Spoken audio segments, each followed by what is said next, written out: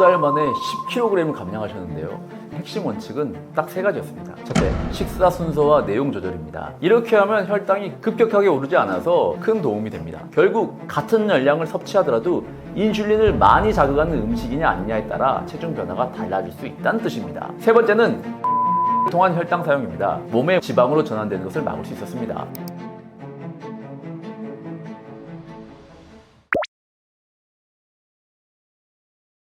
제가 아는 지인 한 분이 2달 만에 10kg을 감량하셨는데요.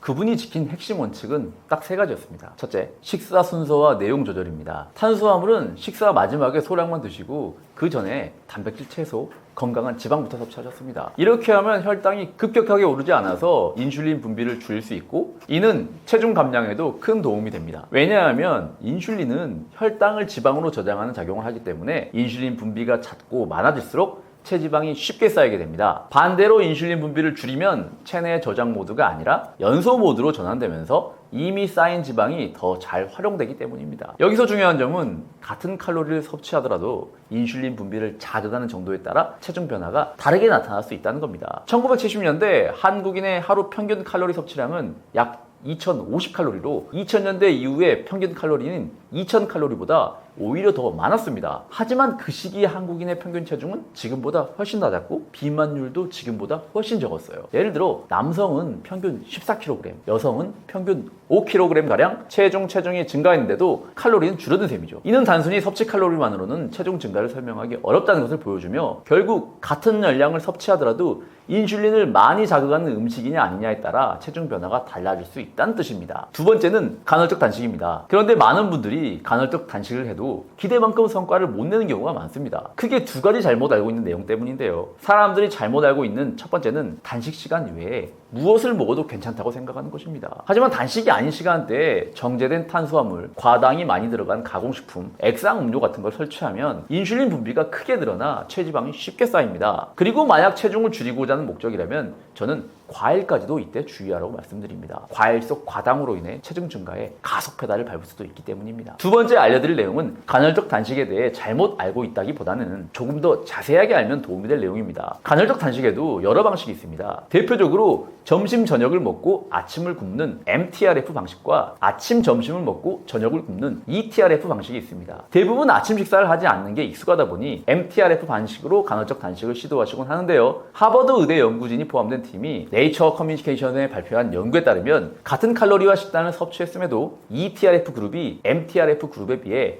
혈당 조절, 인슐린 민감도, 식욕 조절, 체중 감량 면에서 더 우수한 결과를 보였습니다. 이는 단순히 무엇을 먹었느냐뿐 아니라 언제 먹었느냐도 대사 건강에 큰 영향을 준다는 점을 보여주는 중요한 결과입니다. 특히 ETRF는 우리 몸의 생체 리듬과 잘 맞습니다. 인간의 생체 시계는 아침에 인슐린 민감도가 높고 저녁으로 갈수록 낮아지는 경향이 있기 때문에 아침과 오후 시간대에 음식을 섭취하는 것이 더 효율적입니다. ETRF는 이런 리듬을 반영해 인슐린 분비를 최소화하면서도 혈당을 안정시키고 지방 축적보다는 연소 환경을 조정하는 데 도움이 됩니다. 같은 열량을 섭취하더라도 인슐린이 적게 분비되면 체중 증가 가능성도 그만큼 낮아지기 때문에 체중 감량에 있어 언제 먹느냐는 매우 유효한 전략이 될 수 있겠습니다. 세 번째는 식후 걷기를 통한 혈당 사용입니다. 식사 후 30분에서 1시간 사이에 가볍게 30분 정도 걷는 습관을 들이셨는데요. 이 덕분에 혈당이 근육에서 에너지원으로 사용되어 지방으로 전환되는 것을 막을 수 있었습니다. 걷기만 해도 혈당 스파이크를 줄이고 대사 건강을 높이는데 큰 효과가 있다는 걸 몸소 느끼셨다고 합니다. 이처럼 혈당 스파이크를 발생시키지 않겠다는 큰 목표를 설정해두고 그에 대한 방편으로 식사 순서나 음식 종류 조절, 간헐적 단식, 그리고 식후 걷기라는 세 가지 전략을 잘 조합하면 무리하지 않으면서도 체중 감량과 혈당 안정이라는 두 마리 토끼를 같이 잡을 수 있습니다. 미고비보다 올리브오일이 낫다는 말이 있는데요. 사실 실제로 하버드대 연구진들이 진행한 대규모 연구가 있습니다. 12만 명 이상 성인을 무려 24년간 추적 관찰한 결과 매일 약 반 큰술, 7g 정도의 올리브오일을 꾸준히 섭취한 그룹이 그렇지 않은 사람들보다 체중이 적게 증가하거나 오히려 감량 효과를 보였다는 결과가 있습니다. 연구에서는 올리브 오일의 주요 성분인 올레산이 에너지 소비를 높이고 식욕을 조절하는 작용을 통해 체중 조절에 도움을 줄 수 있다고 보고했습니다. 하지만 여기서 한 가지 짚고 넘어갈 부분이 있어요. 이 연구는 올리브 오일이 건강한 지방으로서 체중 증가를 억제하고 혈당을 안정시켜 인슐린 분비를 덜 유발하게끔 돕는다는 데 강점이 있다는 것이지 단기간에 10kg을 감량시키는 마법 같은 효과가 있다는 뜻은 아닙니다. 최근 다이어트 치료제로 유명한 위고비와 비교하는 경우가 있는데요. 위고비는 식욕 조절 호르몬인 GLP-1 수용체에 직접 작용해 식욕 자체를 감소시키고 위 배출을 지연시키는 기전으로 약물로 강제적으로 음식 섭취량을 줄이는 방식입니다. 반면에 올리브 오일은 지방 중에서도 포만감을 오래 유지시키고 또 지방 자체는 혈당 거의 올리지 않기 때문에 식단에 적절히 활용하면 군것질이나 과식 충동을 줄이는 데 도움이 되고 이런 습관이 쌓이면 체중 유지나 감량에도 유리한 조건을 만들어줍니다. 다시 말해 올리브 오일 자체가 체중을 직접 줄인다기보다는 체중이 늘지 않도록 환경을 조성하고 혈당 스파이크에 의한 인슐린 과잉 분비가 지방 축적으로 발전하는 것을 예방하는 방향으로 작용한다고 보시면 되지 위고비와 비교할 수 있는 건 아니라고 생각합니다. 일반 콜라와 제로 콜라 둘 중에 하나를 선택해야 한다면 당연히 제로 콜라가 더 낫습니다. 설탕이 들어간 일반 콜라는 혈당을 급격하게 올리고 인슐린 분비를 촉진해 지방 축적을 유도하기 때문입니다. 반면 제로 콜라는 설탕 대신 인공 감미료를 사용해서 혈당을 직접적으로 올리지는 않기 때문에 혈당 조절이라는 측면에서 상대적으로 안전하다고 할 수 있겠습니다. 하지만 그렇다고 제로 음료가 좋은 음식이라는 뜻은 아닙니다. 인공 감미료는 단맛에 대한 뇌의 반응을 자극하면서 식욕을 오히려 높일 수 있습니다. 제로 음료가 혀에 닿는 즉시 혀에서 뇌로 단 음식이 들어온다는 신호를 보냅니다. 그럼 뇌는 조만간 소장에 흡수될 높은 열량을 기대하고 다른 호르몬들을 그에 맞춰 분비시키려는 준비를 합니다. 하지만 막상 들어온 제로 음료는 열량이 없고 혈당을 높이지도 않습니다. 즉시 뇌에서는 물음표가 생기고 이상한데? 좀 더 먹어봐. 확인할 게 있어. 하면서 오히려 단맛에 대한 갈망을 높이게 되어 제로 음료를 통해 줄인 칼로리를 다른 음식을 통해 오히려 보상작용처럼 더 많이 섭취하는 결과를 초래하기도 합니다. 또한 장내 미생물 환경을 교란시킬 수 있다는 연구 결과도 있고요. 특히 일부 연구에서는 인공 감미료가 실제로 인슐린 반응을 유발하거나 혈당 조절 기능에 악영향을 줄 수 있다는 점도 지적하기도 했습니다. 즉, 당장 설탕 섭취를 피하는 차선책으로 제로 음료를 선택하는 것은 괜찮지만 건강을 장기적으로 고려한다면 물이나 무가당 차 또는 탄산수를 선택하는 것이 훨씬 나은 선택이고요. 제로 음료는 설탕이 빠진 음료일 뿐 건강한 음료라고 착각해서는 안 됩니다. 다이어트 중에 추천하는 영양제는 크게 세 가지입니다. 제가 혈당 조절하시는 분들에게 추천드린 조합인데요. 혈당 조절이 곧 체중 조절이기 때문입니다. 첫 번째는 비타민 B군입니다. 다이어트 중에는 에너지 생성이 원활하게 이루어진 것이 중요한데 비타민 B군은 탄수화물, 지방, 단백질을 에너지로 전환하는데 필수적인 영양소입니다. 특히 스트레스가 많은 다이어트 기간 동안 비타민 B군은 신경계 안정과 피로 회복에도 도움을 줍니다. 둘째는 마그네슘인데요. 마그네슘은 혈당과 인슐린을 안정시키는 데 중요한 역할을 합니다. 또한 근육의 수축과 이완을 도와 운동 후 회복에도 도움이 되고 다이어트 중 흔히 나타나는 근육경련이나 수면장애 예방에도 유익합니다. 세 번째는 바나바입니다. 바나바는 혈당을 낮추는 데 효과적인 식물성 성분으로 특히 식후 혈당 상승을 완만하게 해주는 작용이 있습니다. 이는 인슐린 급증을 막아 지방 축적을 줄이는 데 도움이 되고요. 다이어트에서 중요한 포인트 중 하나는 혈당 스파이크 막는 것인데 바나바는 식후 혈당을 안정화하는 데 가장 유효한 영양성분 중 하나입니다. 이 세 가지는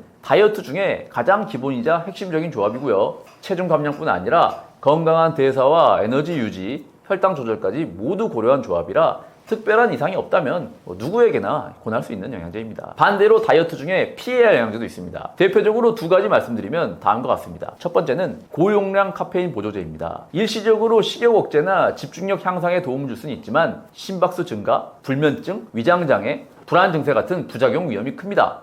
특히 카페인에 민감한 분들은 더 큰 불편함을 겪을 수 있으며 수면의 질이 떨어지면 오히려 체중 감량에 방해가 됩니다. 두 번째는 디톡스 계열 제품입니다. 해독이라는 이름으로 판매되는 제품 중 다수는 이뇨작용이나 설사작용을 유도하여 체중이 빠지는 것처럼 착각하게 만들 수는 있지만 이는 수분 손실에 불과하며 장기적으로는 전해질 불균형과 탈수를 유발할 수 있습니다. 건강하게 살을 빼려는 사람에게 오히려 해가 될 수 있는 제품들이고요. 따라서 다이어트 중에는 안전하고 효과가 입증된 기본 영양소 위주로 접근하고 몸에 무리를 줄 수 있는 자극적인 보조제는 피하는 게 좋습니다.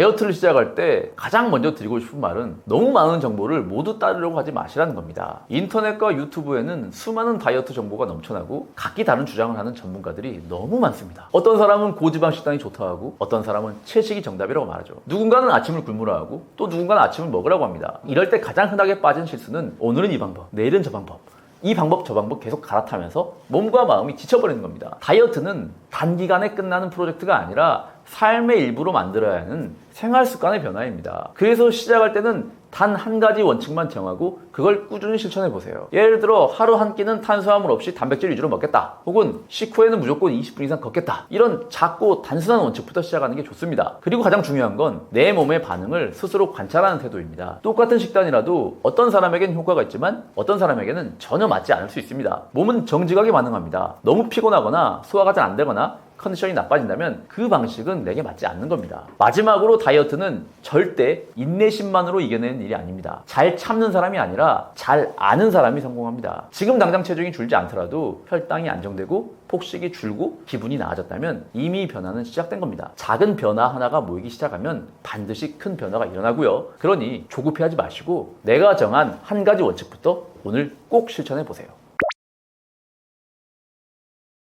칼로리보다 혈당을 먼저 잡아야 합니다. 당뇨 환자가 아니시더라도 미리미리 준비해서 나쁠 건 없습니다. 저는 지난 6년 동안 유튜브를 통해 현직 약사로서 가장 쉽고 검증된 방법으로 작은 변화부터 실천해도 확실하게 효과를 낼 수 있는 방법들을 전달해 왔습니다. 그 핵심 노하우를 모아 한 권의 책으로 만들었는데요. 그게 오징어 약사의 혈당 블로킹입니다. 저는 혈당 스파이크를 막는 4가지 방패를 혈당 블로킹이라고 이름 붙였는데요. 혈당 관리는 딱 4가지만 기억하시면 됩니다. 식습관, 운동, 수면, 영양제. 이 4가지에 대한 핵심 정보를 이 책에 자세하게 담았습니다. 제가 당뇨 전 단계에서 약 없이 정상인이 되었기 때문에 어떤 목표를 세워야 할지, 그리고 그 목표를 어떻게 달성할지, 그리고 3달 후 어떻게 변했는지도 여러분들 스스로 확인할 수 있는 그 도구들 역시 이 책에 자세하게 제가 적어놨습니다. 그게 바로 이 혈당 펜타곤이라는 도구인데요. 이 혈당 펜타곤을 활용해서 여러분들이 지금 어떤 상태에 있으시고 그 상태를 어떻게 바꿀 수 있는지 구체적인 팁을 책에 다 담아놨습니다. 학자가 쓴 지루한 이론서가 아니라 현장에서 수많은 사람들을 교정시켜드리고 또 제 자신을 직접 건강하게 만든 방법들로 실전 지식의 엑기스만 모았습니다. 여러분들의 건강 여정에 제가 든든한 동반자가 되겠습니다. 고정 댓글을 확인하시면 오징어 약사 혈당 블로킹에 대해서 자세히 확인할 수 있으실 겁니다. 감사합니다.